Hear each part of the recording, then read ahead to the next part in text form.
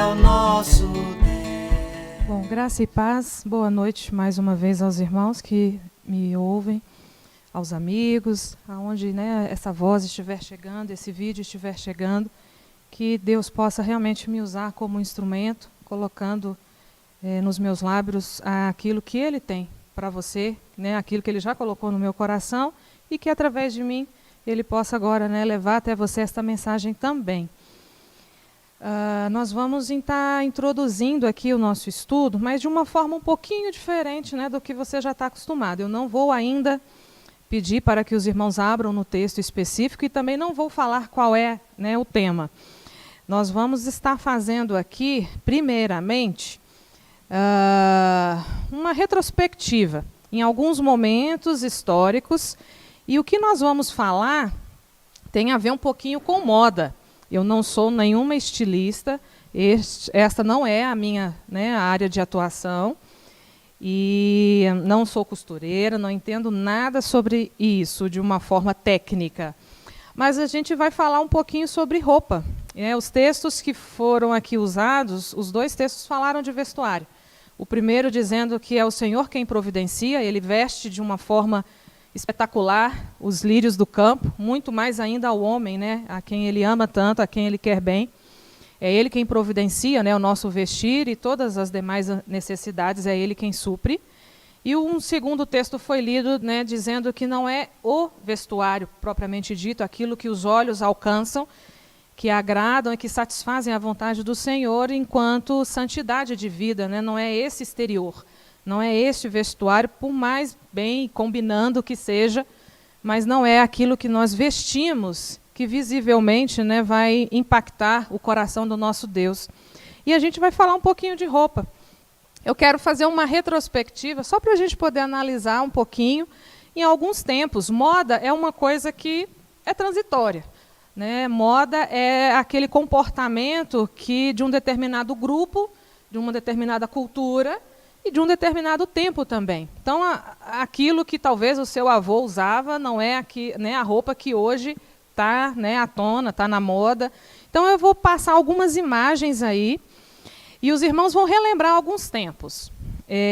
Estilos aí de moda que marcaram a época. Claro que em alguns tempos aqui eu não existi, muito menos você, porque eu comecei aí lá pela Idade Média alguns estilos. Temos aí algumas mulheres com um estilo, principalmente de penteado, bem diferente, Um chapéu bem esquisito, que mais parece aquela cabine de orelhão, que inclusive talvez hoje também nem exista mais, mas lembra o formato aí desse chapéu. E eu acho que dava um tiquinho de trabalho para fazer esse tipo de penteado. Acho que se hoje a gente já demora tantos, como os nossos, nossa família, o esposo, talvez questione aí o tempo que a gente leva na frente de um espelho se arrumando, imagine para fazer esse tipo de penteado, esse cachinho, enfim, esse estilo aí que estava lá na Idade Média, muitos séculos, anos atrás, sem falar nessa cinta. Eu não sei se isso é esse o nome que eu dou, mas é isso aí que ia embaixo do vestido e que apertava totalmente, acho que tirava todo o ar da mulher e gerava um desconforto muito grande para poder afinar a cintura, gerando aí essa cintura mais fina, mais bem desenhada. Bom, essa é a primeira imagem, então. E ainda bem que nós evoluímos e saímos desse tempo, porque eu acredito que realmente isso hoje, esse estilo de penteado, chapéu aqui, eu acho que não faria nenhum sentido para a gente utilizar. Vamos para uma segunda imagem. Ainda para as mulheres analisarem aí. Olha esses vestidos lindos. Para a Lu aí, se está me escutando, Lucinéia, do Emerson, que mexe nessa área aí de costura, pensa quanto tempo não se leva para costurar um vestido nesse estilo, e quanto pano não tem nisso. Pensa assim no peso, eu com a minha estatura tão baixa que sou, imagina eu dentro de um vestido desse que com certeza ia sumir dentro dele, com tanta anágua, com tanto volume e peso mesmo, acho que para ficar em pé já seria difícil. Mas foi um estilo de roupa, lá da Idade Média também, que as mulheres utilizavam. Eu acho que dificultaria muito hoje em dia entrar num carro. Imagina para dirigir, realmente, alcançar aí o pedal de acelerador, de embreagem, enfim, poder utilizar com tanta saia, com tanta coisa aí que eu imagino que pesava muito. Mas, para relembrar também um estilo masculino, para não ficar também só nas mulheres aí, olha só essa próxima imagem que mostra também, ainda na Idade Média, estilos de roupas de homens, muito estranhas também, né? Se a gente pensar no nosso tempo de hoje, né, pensa aí no seu esposo, você tendo que passar uma roupa dessa, e o seu esposo saindo de casa com uma coisa esquisita dessa, que parece uma meia, mas que funciona como calça, parece uma almofada, sei lá, aí na região, né, do quadril, é algo que fica cheinho, bem acinturado também, talvez exista uma cinta também aí debaixo desse pano, enfim, bem esquisito, e com um chapéuzinho também, uma boina, alguma coisa assim que dava estilo, glamour, mas que também não é dos nossos tempos, né, do nosso contexto. Ainda bem que já se passou. O próximo também tem um estilo bem engraçado. Pensa aí, né, no seu esposo usando uma roupa esquisita dessa. É uma situação também que eu acho que não ia, nos nossos dias, pegar muito bem. A próxima imagem, ainda marcando os homens, e eu, por exemplo, né, aprendi a passar roupa, e a minha mãe me cobrava muito, passando as roupas sociais do meu pai, que eu fizesse essa quina nessa calça aí, tem 3 homens. Essa imagem está um pouquinho embaçada, mas dá para perceber que existem aí, não sei se é quina também, deve ter um nome próprio para calça social, e antigamente os homens, meu pai, por exemplo, até dentro de casa ele usava uma calça social que tinha que ter essa quina aí, todo bem desenhada. Um cinto que ia acima do umbigo, olha onde é que está, né, a cintura aí, o cinto fechando, o estilo aí que eu não sei, talvez eu chuto aí década, sei lá, talvez 70, 80, talvez um pouco de 90 também, os homens tinham um estilo mais ou menos assim. Não vou ficar focada em datas, porque também não é o meu objetivo. A gente está só fazendo uma construção aí, vendo alguns estilos de roupas. Olha o próximo, aí sim, está nos anos 90, muita cor. Uma calça jeans também, cos bem alto, muita cor. Pensa, se a gente vesse aí os nossos, né, presbíteros utilizando umas roupas tão coloridas, que são homens mais formais, né, que estão aí sempre de terno, gravata, todos formais e com muito estilo, né, social e formal da nossa igreja, mas com muita cor, né, tem uma calça aí laranja, então assim, acho que não ia ficar muito legal, acho que não ia combinar também para o nosso estilo. Teve uma época que o suspensório também marcou muito a moda aí masculina, não que hoje esteja fora de moda, mas tinha uma época que era ainda mais utilizada, a gente via, né? Tem aí uma fotografia que vocês devem estar visualizando também, o suspensório, o colete, a gravatinha borboleta. Por volta aí dos anos 60, 70, as mulheres utilizavam muitos vestidos também, foi a era das bolinhas, né? Os vestidos com bolinhas marcaram muito essa época também, saias e vestidos. E um pouquinho mais para frente, acho que aí anos 90, porque eu, na minha infância, usei demais, a minha mãe me vestiu demais, com uma meia que ia até o joelho, que mais parecia, sei lá, uma bota de cano bem longo, e aí, assim, mais parecia uma calça, né? Porque só o joelho ficava de fora. A saia ia até o joelho, e embaixo um pouco do joelho já chegava a meia. Então, era um estilo também que, pelo menos na minha infância, a minha formatura de pré, eu utilizei, e a foto me mostra isso, uma meia branca que ia exatamente nesse estilo aqui, só que não tinha as listrinhas. Mas, né, vivemos isso lá atrás, anos 90. E para fechar, uma última imagem aí também, década de 90, também eu acredito, talvez início aí de 2000, jovens utilizando um estilo mais informal, largo, né, uma roupa de camisa aberta, colorido, xadrez, muito à tona a questão do xadrez, uso do boné, né, marca mais aí essa característica desses anos, e você talvez que está me escutando aí, que é dessa época que utilizou essa roupa, vai se lembrar que você talvez já fez muito sucesso e fama aí, na época, né, que você viveu aí nesse tempo. E são estilos diferentes de roupas, né, que marcaram época, e que naquele momento fazia todo sentido usar, e quem com certeza estava na moda, estava, né, super no estilo. E quem estava fora disso, usava, né, um outro padrão de roupa, talvez criticado, né? A gente às vezes tem essa questão, né, de padronizar o que é ideal. Mas como eu disse, eu não vou falar de roupa, o que combina com você, o que é uma cor, sua cor preferida, se você gosta de chapéu, boné, enfim, que tipo de adorno, né, que vale a pena. E não estou querendo voltar com esses estilos de roupa aqui, não quero que você vá amanhã procurar, né, uma costureira para voltar aí a usar alguma coisa assim lá da década, né, de 90, 80. Não é nada disso. Mas eu quero compartilhar com vocês que, ainda que essas roupas parecem bem inusitadas para a gente, não tem muito a ver com a nossa época, com o nosso século XXI, com o nosso momento. Infelizmente, hoje a moda é talvez menor, né, proporção de roupa. Hoje o que é bonito para o mundo é aquilo que menos te veste, né, que mais te expõe, que expõe a nudez, a sensualidade da mulher. E isso é realmente o tempo que a gente está vivendo hoje. Mas tem um personagem bíblico que Marcos, o evangelista Marcos, no capítulo 14, ele descreve um camarada que ele com certeza vai superar todas as nossas expectativas, porque não é nada parecido com isso da Idade Média, ou dos anos 60, 70, nem dos anos 90, nenhuma dessas figuras que eu aqui vos mostrei está muito aquém da imaginação, né, e do estilo desse sujeito que em Marcos 14, o evangelista Marcos, somente Marcos cita Mateus e Lucas, né, e João também, que são aí chamados evangelhos sinóticos, nenhum dos outros cita esse indivíduo, apenas Marcos.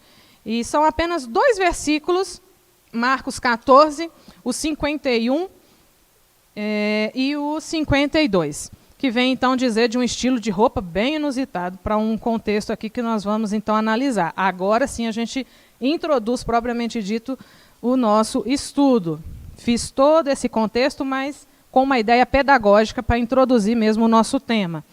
Então, são 2 versículos dizendo assim, o título, Jesus seguido por um jovem. Seguia-o um jovem coberto unicamente de um lençol, e lançaram-lhe a mão, mas ele, largando o lençol, fugiu desnudo. Vou ler novamente. Seguia-o um jovem coberto unicamente com um lençol, e lançaram-lhe a mão, mas ele, largando o lençol, fugiu desnudo. Então a gente vai, neste momento, pensar um pouquinho sobre este jovem e o símbolo deste lençol. Apesar de ter sido apenas Marcos, né, que o citou, ele é, sem dúvida alguma, uma figura que pode nos ensinar muito. E se Marcos, né, lembrou de citar, é porque, de fato, houve ali uma marca, né, diferenciada nesse sujeito que tem essa postura e essa roupa tão inusitada que ele veste numa noite muito atípica. Essa noite e todo o contexto anterior do texto está dizendo da noite da última ceia, a noite do sangrento suor de Jesus e a dor intensa ali no Getsêmani, em que Jesus ora, em que Jesus, angustiado com aquele momento tão doloroso dele, mas que ele, né, estava convicto da vontade do Pai. A noite em que, né, o traidor, ele tem que olhar nos olhos, ele beija o traidor, ele chama o traidor de amigo. A última ceia, né, em que ele ali discursa, tem um discurso bem diferente, inclusive já fiz um estudo específico aqui desse discurso de Jesus na última ceia. Então Judas está ali à frente, né, de autoridades, tanto autoridades judaicas quanto romanas, para entregar Jesus. Era a noite em que Jesus seria, né, e foi preso. Então pensa uma noite bem agitada, uma noite tumultuada, de barulho nas ruas, de cascos de cavalos, né? Soldados com aquelas roupas que com certeza ao andar provavelmente fazia barulho, armadura, né? Enfim, muita conversa, e onde tem muita gente tem com certeza muita baderna, né? Muito barulho, que com certeza tirou a tranquilidade e a paz daquela noite. Foi uma noite com certeza atípica e que agitou muito a pacata, né, Jerusalém.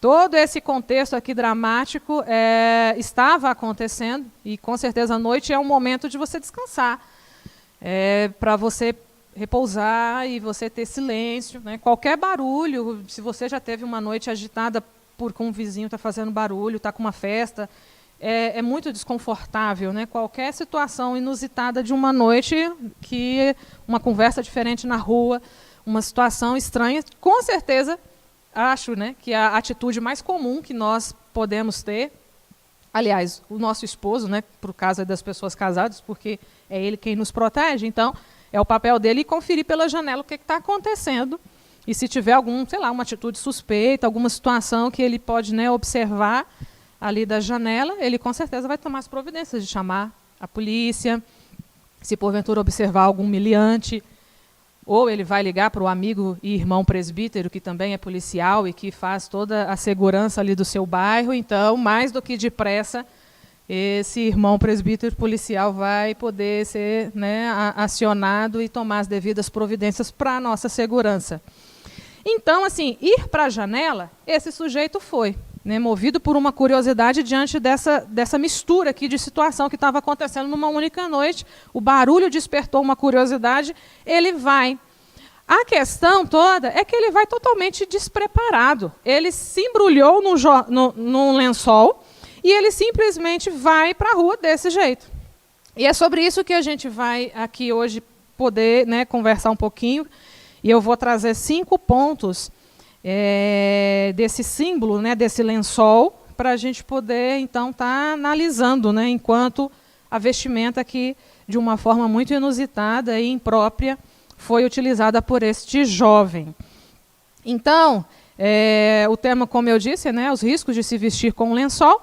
E o primeiro ponto é o seguinte: aqueles que se cobrem de um lençol são um símbolo dos seguidores de Jesus, mas sem compromisso. Aqueles que se cobrem com lençol são um símbolo dos seguidores de Jesus, mas sem compromisso. Esse sujeito, ele não era um discípulo de Jesus. Ele simplesmente pega um lençol, se cobre dele, né? Talvez ele já estava tirando um cochilo, dormindo.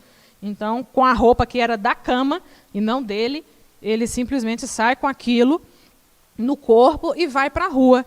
Então ele seguiu a Jesus movido por uma curiosidade, como eu disse, esse cenário, esse barulho, essa confusão na cidade que estava agitando muito a cidade, de uma forma muito casual. Ele vai ter um encontro ali com Jesus, ele vai seguir Jesus, para entender todo esse contexto de Jesus sendo preso. Então ele não era um discípulo no sentido de compromisso, né, de andar com Jesus de uma forma contínua e de ter prazer. Foi uma forma muito improvisada de se fazer presente ali na vida de Jesus.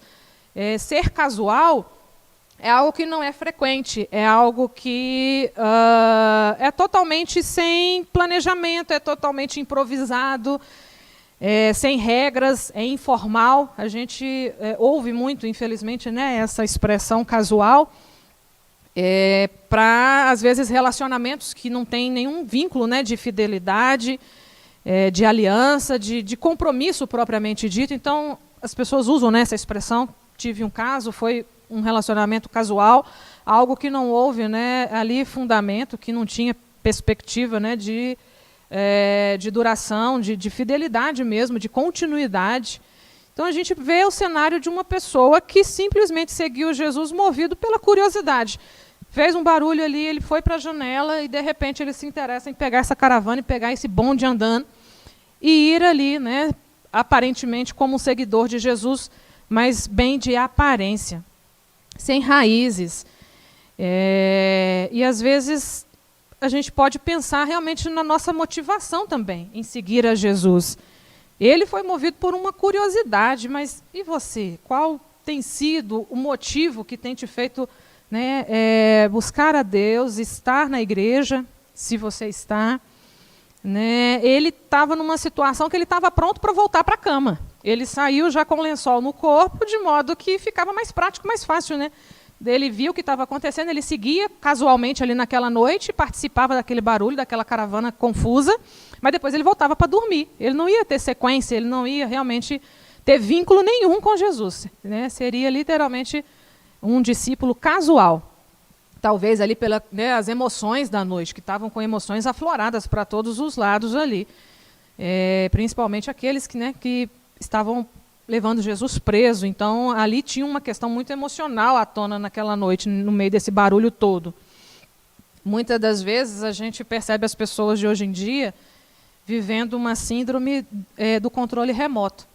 Não existe, né, essa síndrome de uma forma formal com esse nome, mas eu estou nomeando de síndrome do controle remoto para simbolizar aquilo que a gente está o tempo todo como instrumento de mudança.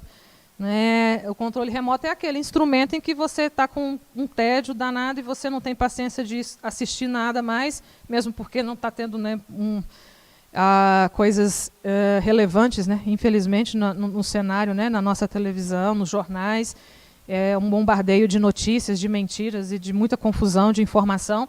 E aí a gente simplesmente vai apertando de uma forma aleatória aquele tanto de botão e vai mudando de canal para canal. A cada comercial você muda, e de modo que você fica ali 1 hora na frente da televisão, mas você não assiste nada, não grava nada, não tem nenhum aprendizado, não tem compromisso, né, com nenhum programa específico, com nenhuma informação específica. Então você assiste tudo, mas não assiste nada, não fixa nada. As pessoas hoje em dia estão vivendo essa síndrome no sentido de tentar mudar o tempo todo tudo. O relacionamento, ela fica com uma pessoa hoje, desgostou, amanhã ela está com outra, se frustrou de novo, passou uma contrariedade, ela muda de novo, ela muda de emprego, ela muda de igreja, né? Infelizmente, a gente tem esse cenário também de pessoas que, às vezes, buscam satisfazer suas emoções dentro da igreja, e quando existe algo que a contraria, que a frustra, ela simplesmente quer mudar, quer apertar o botão, né, do controle remoto, e simplesmente ela quer o tempo todo ficar nesse movimento de nada fixo, de nada com raiz, nada com vínculo. E casualmente eu vou à igreja também, casualmente eu tenho um relacionamento com Deus. É uma coisa casual, assim como esse sujeito aqui que se vestiu com lençol. Então o primeiro símbolo desse lençol é a questão da casualidade. O segundo ponto que eu gostaria, então, de compartilhar, né, com vocês é o seguinte: aqueles que se cobrem com um lençol são um símbolo daqueles que vivem a superficialidade da vida cristã. Então, o segundo símbolo que esse lençol representa é a superficialidade da vida cristã. O lençol era, para esse sujeito aqui, a única cobertura que esse jovem possuía. Abaixo não tinha nada, então ele estava totalmente desprotegido, porque há informação aqui de que ele fugiu desnudo. Quando, né, lançaram-lhe a mão, ele largando o lençol, ele fugiu desnudo. Ou seja, não havia mais nenhuma outra proteção por baixo. Né? Ele estava com uma proteção totalmente superficial. Né? Quando eu falo essa palavra, né, superficial, me vem à mente a questão de uma superfície de um mar mesmo. De você pensar assim que você pode ver e tem acesso visual a uma coisa assim muito limitada, e que por detrás, ali por debaixo, né, por detrás não, mas por debaixo desse mar, pode ter tantas coisas, tantos seres, e inclusive perigos, e que você visivelmente, ao contemplar só a superfície, você não tem acesso. A ponta de um iceberg também é um outro exemplo, né? Você está vendo uma ponta, né, a superfície, mas todo um contexto de gelo maior, né, está ali por debaixo. Então, uma situação de superficialidade é uma situação assim, de um arranjo, de algo que realmente não tem consistência, algo que realmente é só uma aparência. Né? Lençol não é roupa, né, não é de modo algum, foi um grande improviso que esse sujeito aqui teve. E existe a turma aí do lençol também, nesse sentido, né, da superficialidade, porque a gente está vivendo nesse tempo que tudo está sendo descartável, né, banal, volátil, permissivo. Então, a questão da superficialidade na vida cristã é ligada também à questão da permissividade. E a gente vive num tempo, né, do contexto do hedonismo, do prazer imediato. Você pode todas as coisas desde que você queira. Desde que para ser feliz você precisar fazer, você pode fazer. Né? Não há verdade, é a sua, eu tenho a minha, então não há uma verdade única, não tem princípios e valores de um único lugar. É uma aparência. Então, a gente tem visto, né, esse mundo em volta dessa questão do prazer, de tudo pode, né, tudo ser permissivo. A superficialidade cristã faz com que as pessoas não tenham filtros morais e elas não saibam dizer não para aquilo que de fato é errado e que elas devem, né, se opor, devem se posicionar. E tem um exemplo que depois você pode ler com calma, mas está em Atos 8, do 9 ao 24, de um sujeito chamado Simão. Ele aparentemente camuflava bem ser um crente. Ele chegou até a ser batizado. Ele era, na verdade, um mágico. Então, mágico ainda mais, né, na questão da ilusão de ótica. Eles enganam bem, né, parecem, mas não é.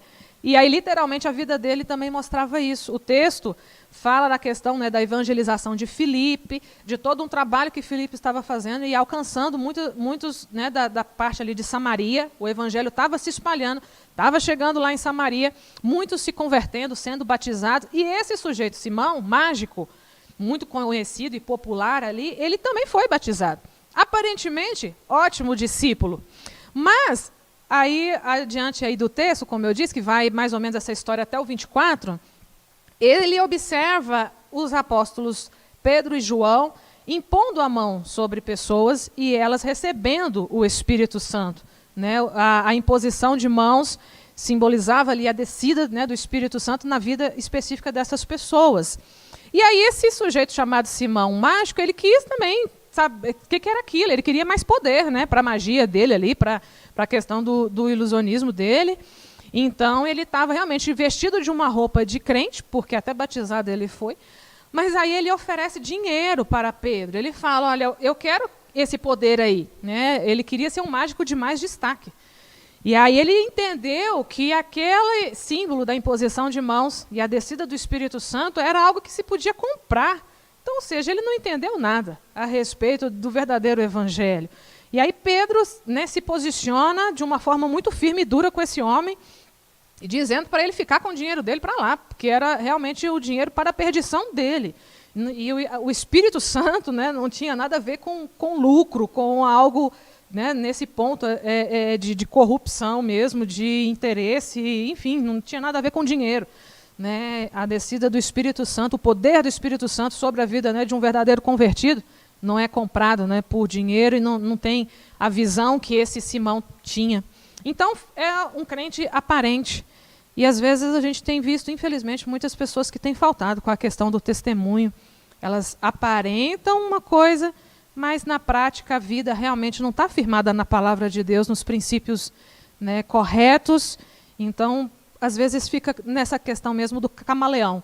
Você se adapta a uma cor, de acordo com o contexto que você quer se adaptar ali. Então, você parece crente estando na igreja, mas estando fora dela, no contexto, sei lá, dos seus colegas de trabalho, ali você já esquece o seu palavrear, o seu comportamento, aí você faz o que eles fazem, você repete o que eles, né, o comportamento deles, para você se fazer pertencente àquele grupo.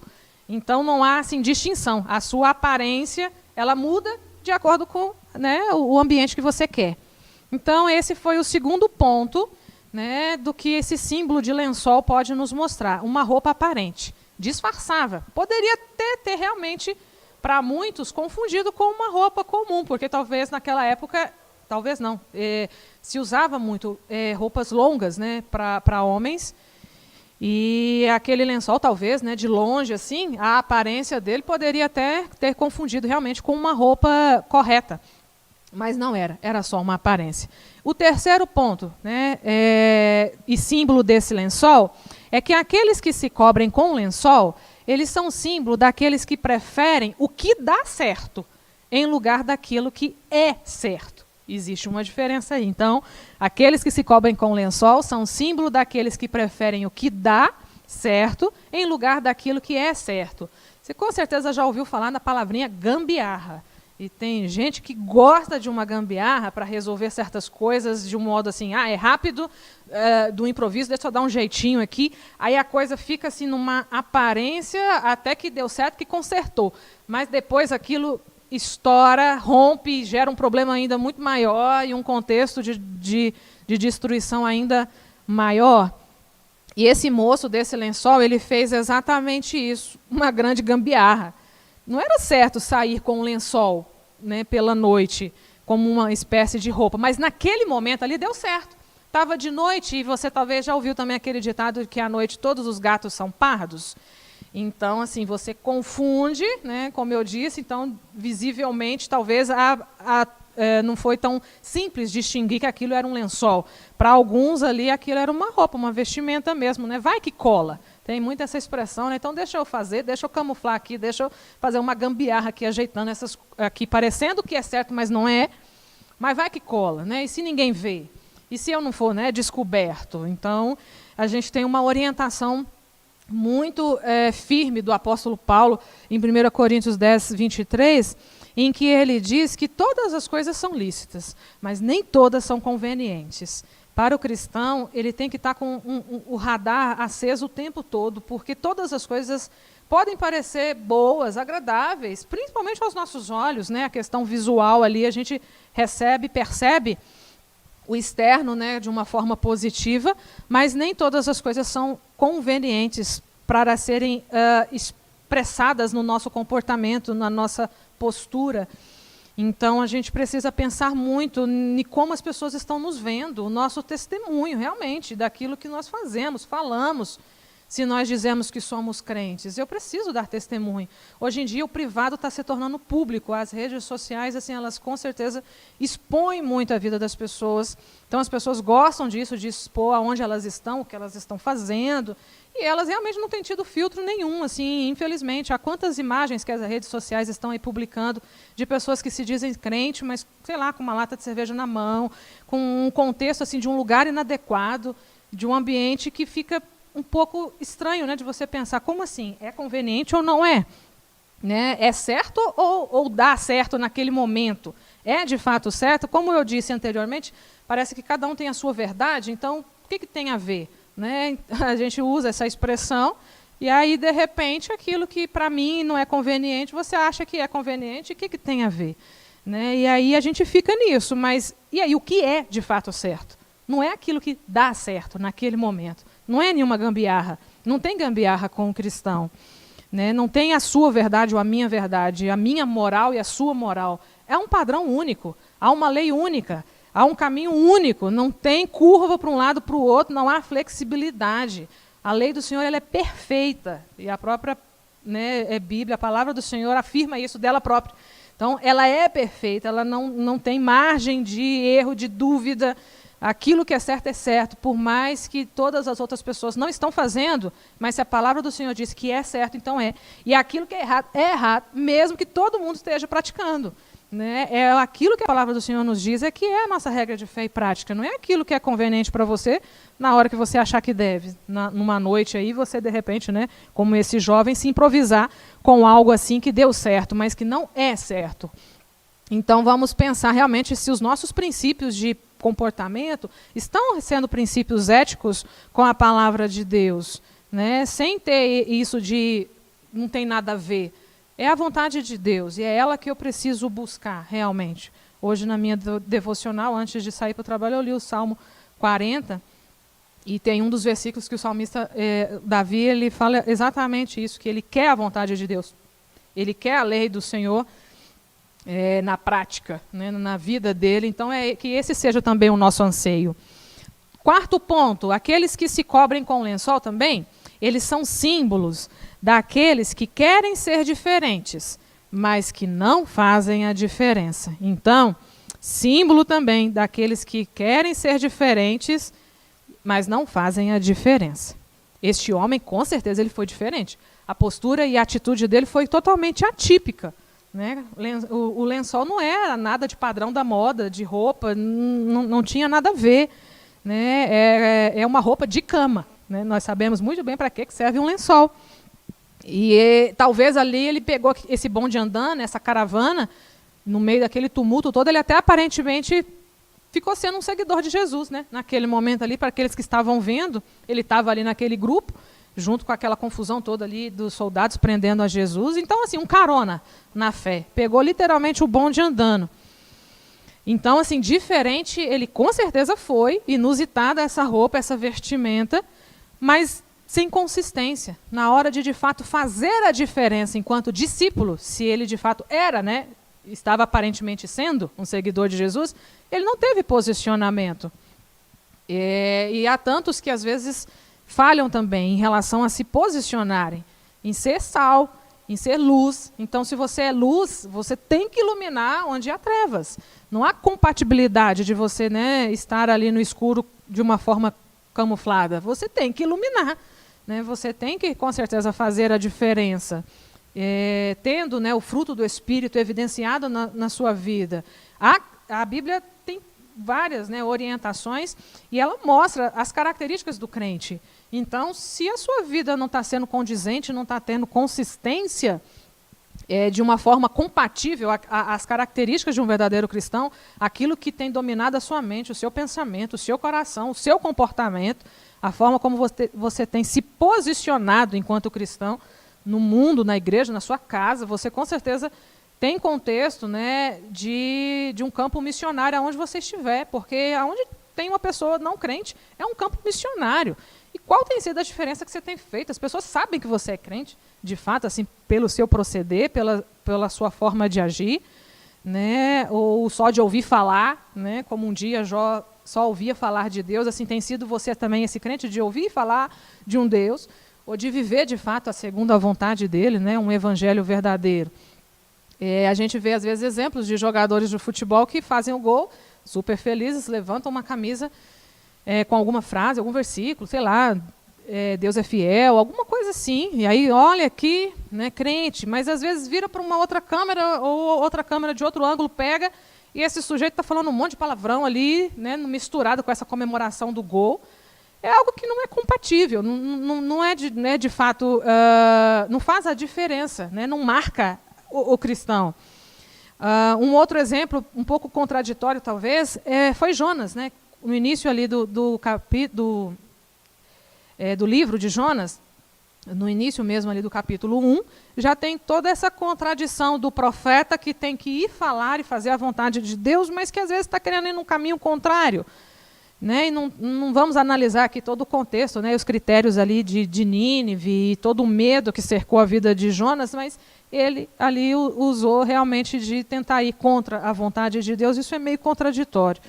Então, que a nossa vida realmente seja de verdade, que a gente seja distintos do mundo, porque se no meio do mundo a gente se mistura e aí não há distinção, você não faz diferença onde você está, o seu comportamento é o primeiro, talvez, a ser o errado, né? Você dá o pontapé de um conselho errado, de um descontrole emocional, de brigar, de ser desonesto, né? As pessoas hoje em dia, infelizmente, né, é rara a pessoa honesta que paga suas contas. Se você, de fato, tenha tido esse comportamento, né, de desonestidade, de questões, né, de infidelidade, há várias formas de você realmente ser infiel.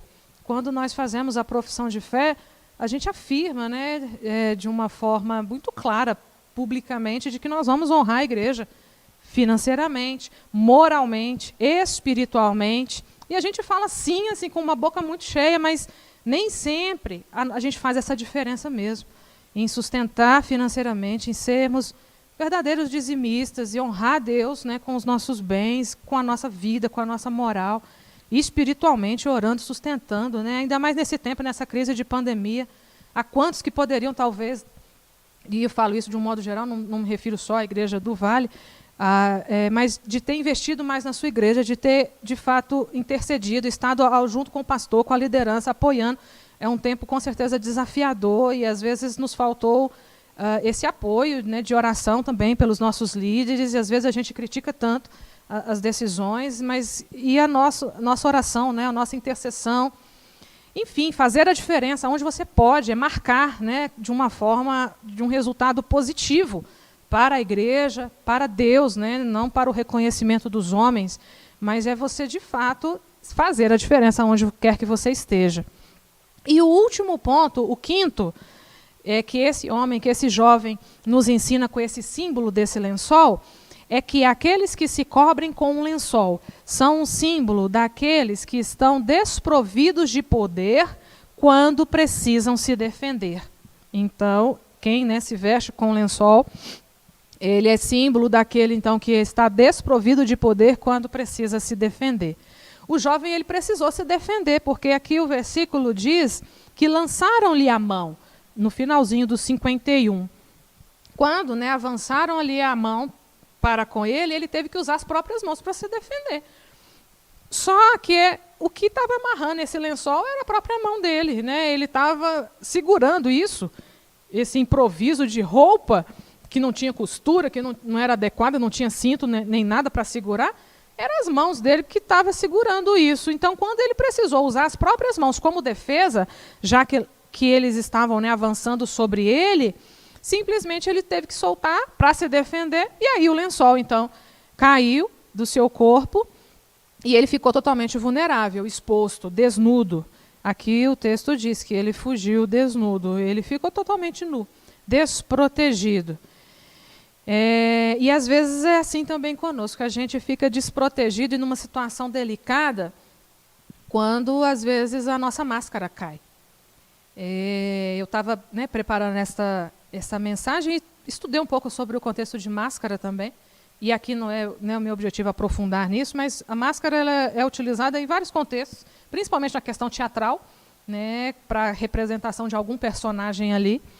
E aí eu estava lendo, estudando um pouquinho a respeito, e aí eu li sobre uma questão de uma festa na Grécia Antiga, que era a festa que comemorava a questão do deus do vinho, chamado Dionísio. E as pessoas ali que eram seguidores desse deus, eles utilizavam da folha de parreiras, que é exatamente, né, a folha da uva ali, para fazer máscaras que tinham o desenho do rosto desse deus. E todo mundo usava isso para simbolizar de que esse deus estava no meio deles, ali no meio dessa festa. Então, todo mundo, teoricamente, estava representando esse deus Dionísio, porque tinha a máscara, simbolizava esse rosto para uma aparente, né, presença desse deus, que, na verdade, não estava ali, era coisa nenhuma. Né? Então, a máscara é muito isso, ela muda a nossa identidade de uma forma superficial. Você colocar uma máscara aí, a criança que gosta, né, de um super-herói, coloca a máscara do Homem-Aranha. Aí ela quer incorporar aquele personagem, identificando-se com ele, e de uma forma temporária, enquanto ela está com aquela máscara, ela tem superpoderes, e aí ela tem, né, todo um contexto ali de um super-herói. Tem, inclusive, né, um personagem que é o próprio Máscara, né, que é símbolo disso. Quando ele coloca, aí ele tem força, ele tem poder, ele tem, né, uma identidade. Mas a máscara não dura o tempo todo, né? E a máscara cai, e a gente às vezes fica exposto à vergonha, quando a gente quer camuflar uma situação e a gente quer parecer o que não é, e quer nos esconder com esse símbolo. Né? Tem um instrumento de avaliação psicológica, ele não é um teste propriamente dito, né? Eu tenho uma formação que é de analista comportamental, de um instrumento chamado DISC. É um instrumento super interessante, porque ele tem uma medida de características de um perfil comportamental, como uma pessoa tem a questão de resolução de conflitos, como ela faz gestão, ela lida com pessoas, ela lida com processos e procedimentos, regras, várias coisas. Mas a questão que eu acho super interessante nele é que, quando aplicado, ele me dá a condição de análise de quando aquela pessoa está tendo essa característica por si só, de uma forma espontânea, e quando ela evidencia essa característica, quando ela está sendo observada por outros. E esse resultado ele é muito diferente, porque quando observados por outras pessoas, e a gente sabe que a gente está sendo observado, a gente tende a ter um comportamento, e que nem sempre é o comportamento real. A gente tende exatamente a mascarar, às vezes, questões de personalidade, né, de comportamento, porque estamos sendo observados. E ao nosso natural, quando não tem ninguém perto, a gente já relaxa e talvez tenha uma outra condução ali de atitude. E eu gosto muito dessa ferramenta nesse sentido. E quando há uma discrepância muito grande, é exatamente uma pessoa que maquia demais, né, que tem essa questão de parecer, mas não ser, como esse jovem aqui. Então, caminhando para o final, né, nós vimos 5 pontos de uma pessoa, né, que veste um lençol. Ela, então, é uma pessoa que parece um seguidor de Jesus, mas não é, né, um discípulo casual, como foi este jovem, totalmente sem compromisso. Uma superficialidade, né, porque é uma aparência de uma roupa, mas que não é roupa.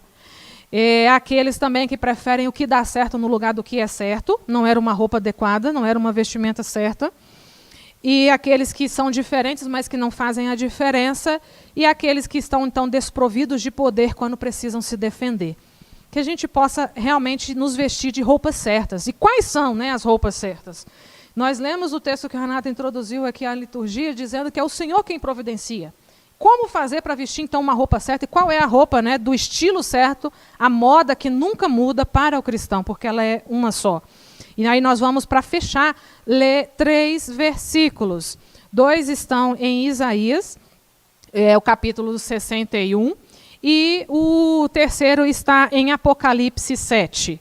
Então nós vamos ler 3 versículos para responder exatamente qual é a roupa certa, já que o lençol é totalmente inadequado para ser uma vestimenta de um cristão. Nós temos o parâmetro certo, né, instituído por Deus. Profeta, então, Isaías, no capítulo 61, o versículo 3 diz o seguinte, acompanhem aí se você estiver com a Bíblia aberta na sua casa. E a pôr sobre os que estão em Sião, estão de luto, uma coroa em vez de cinza, óleo de alegria em vez de pranto, vestes de louvor em vez de espírito angustiado, a fim de que se chamem carvalhos de justiça, plantados pelo Senhor para a sua glória. Vestes de louvor é a primeira vestimenta que eu gostaria de citar aqui como uma vestimenta adequada para um cristão. E quando eu falo vestes de louvor, eu não estou falando que é uma veste adequada só para o Neemias, para a Natália, para a Miriam, a Viviane, né, que somos pertencentes aí ao Ministério de Louvor, e a todos os demais que são aí desse ministério. Não são vestes específicas para que eu esteja aqui na frente, né, com essa aparência, conduzindo a igreja para adorar. É a vestimenta de qualquer cristão, né, aquele que se diz crente, ele tem que vestir de uma forma que a vida dele glorifique a Deus. Vestes de louvor é o símbolo de uma glorificação o tempo todo, né? Não é só no momento e fechado nas 4 paredes, no momento em que anuncia que está com o ministério de louvor a palavra. Mas é uma vida que, de fato, evidencia glorificação a Deus, gratidão por tudo que Ele é, né? Não só por aquilo que Ele te dá, porque não é por meio de barganha, né, que a gente adora, é por quem Ele é, né? E, acima de tudo, o maior milagre que Ele fez é exatamente a salvação, é ter nos comprado com preço de sangue para o seu louvor. Então, em toda e qualquer circunstância, ainda que com dor, com lágrimas, a gente sabe que o crente ele é mais do que vencedor. Então, em todo o tempo é tempo de louvar a Deus, em toda e qualquer circunstância. Segunda veste que eu gostaria de citar aqui como uma veste adequada para mim e para você, está no mesmo capítulo, agora no versículo 10. Regozijar-me-ei muito no Senhor. A minha alma se alegra no meu Deus, porque me cobriu de vestes de salvação e me envolveu com um manto de justiça, como o noivo que se adorna de turbante, como noiva que se enfeita com as suas joias. Vestes de salvação. É você ter, de fato, convicção de quem você é. Convicção da salvação que você recebeu em Cristo Jesus. A convicção da depravação total, né, que todos os homens, inclusive eu e você, né, estamos assolados, e de onde fomos tirados e fomos transportados para o reino, né, da gloriosa luz. Então não é simplesmente pegar o bonde andando como esse jovem aqui que nós estudamos hoje. Não é ver a caravana passar. Isso não significa que você está nela, que você faz parte dela. Não é assistir o espetáculo. Não significa que você faz parte do enredo, que você está, né, exatamente inserido nessa história. É de fato e de verdade ser, né, um discípulo, ser não só um espectador do reino, mas um súdito, aquele que de fato está, né, cativo à vontade do Senhor. Mostrar que você é salvo em Cristo Jesus. Uma graça superabundou sobre a sua miséria e você veste as vestes da salvação. E para fechar, Apocalipse 7, 19, que fala acerca das vestiduras brancas. Para a gente então fechar, eu vou ler esse versículo. Eu acho que eu anotei errado aqui, porque Apocalipse 7 não tem o versículo 19. Eu coloquei uma referência errada, mas ele fala exatamente das vestes brancas dos remidos e da justiça de Cristo imputado a nós. Depois eu procuro e dou a referência certa para os irmãos. é 19:7. Aqui, ó, nós temos nos bastidores o Henrique me socorrendo aqui. Eu inverti, então. É o capítulo 19 e o versículo 7. Obrigada, Henrique. Então, vão aí para frente, meus irmãos, se você estava em Apocalipse 7. É o Apocalipse 19, o versículo 7 e o versículo 8, que diz assim: alegremo-nos, exultemos e demos-lhe glória, porque são chegadas as bodas do Cordeiro, cuja esposa a si mesma já se ataviou. Pois lhe foi dado vestir-se de linho finíssimo, resplandecente e puro, porque o linho finíssimo são os atos de justiça dos santos. Não precisa achar que você tem atos que te tornem justo. Muito pelo contrário, porque lá em Isaías está dizendo que os nossos atos de justiça são, aos olhos de Deus, os atos humanos, como trapos de imundícia.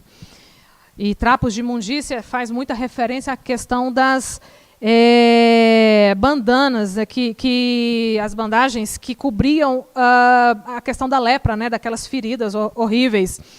Então, pensa, né, no nível do mau cheiro, da sujeira mesmo, né, desse trapo.